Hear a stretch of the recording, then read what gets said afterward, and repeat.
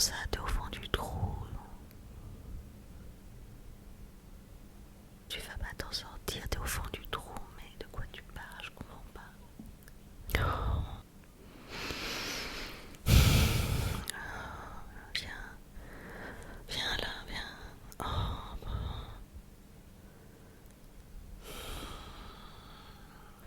ah oui, ok.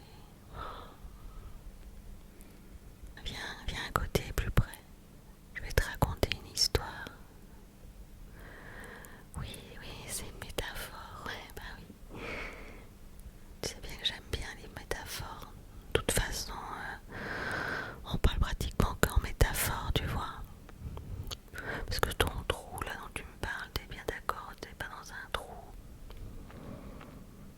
C'est aussi une métaphore en fait. Viens, ça va te faire du bien. Je vais te raconter quelque chose. Alors, c'est l'histoire d'un âne et d'un fermier. Quoi? Combien de temps ça vit un âne?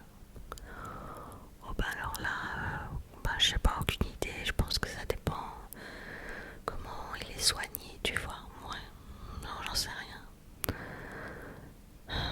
Tu veux que je te raconte l'histoire quand même? Oh, ouais, d'accord, ok. Chut, chut, calme-toi. Ouais, voilà. Donc c'est l'histoire d'un âne et d'un fermier. Ouais, tu connais cette histoire de l'âne tombé du puits. Ouais, mais moi je la raconte à ma façon. Donc le fermier, il a un âne qui devient vieux. Et il se demande qu'est-ce qu'il pourrait bien en faire. Alors il réfléchit un moment, il se dit que il faudrait pas que ça lui coûte du fric, tu vois, de s'en débarrasser. Ah ben oui, parce que non seulement c'est un connard, mais en plus il est radin.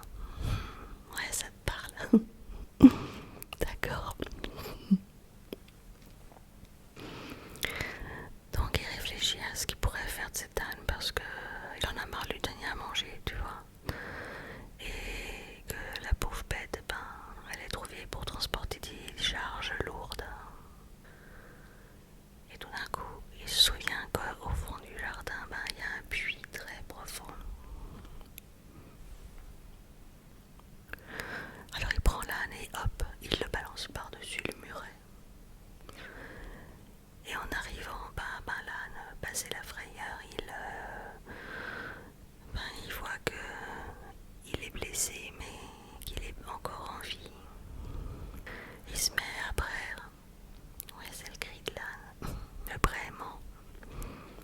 Donc, il fait un boucan pas possible, en train de se demander qu'est-ce qui s'est passé, parce il avait rendu plein de services aux fermiers, sans jamais se plaindre, enfin. Et puis tu vois, il s'en débarrasse comme ça, comme d'un détritus, comme d'un truc sans importance, sans état d'âme. Alors il fait un boucan pas possible. Et le fermier il se dit mince, ça y est, il est même pas mort ce machin. Je vais avoir des ennuis si on découvre que je l'ai balancé dans le puits. Je vais peut-être avoir des problèmes. Alors comment je pourrais faire? Alors il prend une brouette et il va chercher de la terre.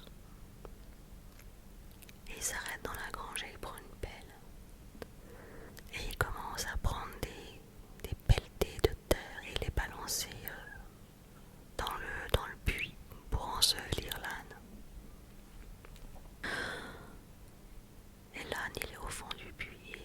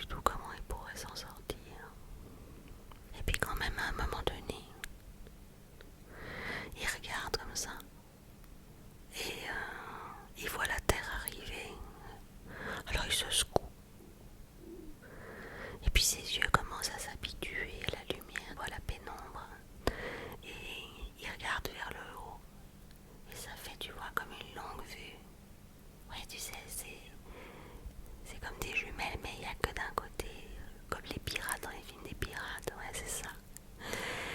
Alors ça fait comme dans une longue vue, c'est-à-dire que ça fait tout d'un coup un cercle où il voit la lumière du soleil. Et puis il regarde un peu mieux et il voit le ciel bleu magnifique. Et tout d'un coup, il voit un oiseau qui passe. Et puis un nuage. Et puis une feuille comme ça qui tourbillonne. Alors il commence à rêver, des prés où il aime se balader. Il commence à imaginer la sensation que ça fait d'être dans un pré avec la brise légère et le chant des oiseaux. Et aussi, il commence à faire des projets, à se dire que ça lui plairait bien d'être de nouveau caressé par un fermier plus gentil ou par des enfants qui monteraient sur son dos pour faire des balades. Alors, tout d'un coup, il se dit qu'il va pas se laisser pourrir comme ça au fond de ce trou et qu'il a encore plein de belles choses à faire. Alors, il continue à secouer la terre qu'il y a sur son dos qui arrive chaque fois. Et le fermier, lui, de son côté, il a fini la première brouette et il se dit que l'âne il continue quand même à brairer et que ça commence vraiment à lui casser les pieds. Alors il va chercher une deuxième brouette, et une troisième brouette, et une quatrième brouette, et ainsi de suite. Et au bout d'un moment, tout d'un coup, hop, il y a l'âne qui saute par-dessus le muret. Parce qu'en fait, ce qu'il savait pas, c'est qu'à chaque fois qu'il balançait une pelletée de terre au fond du puits, l'âne il secouait les poils et il grimpait sur cette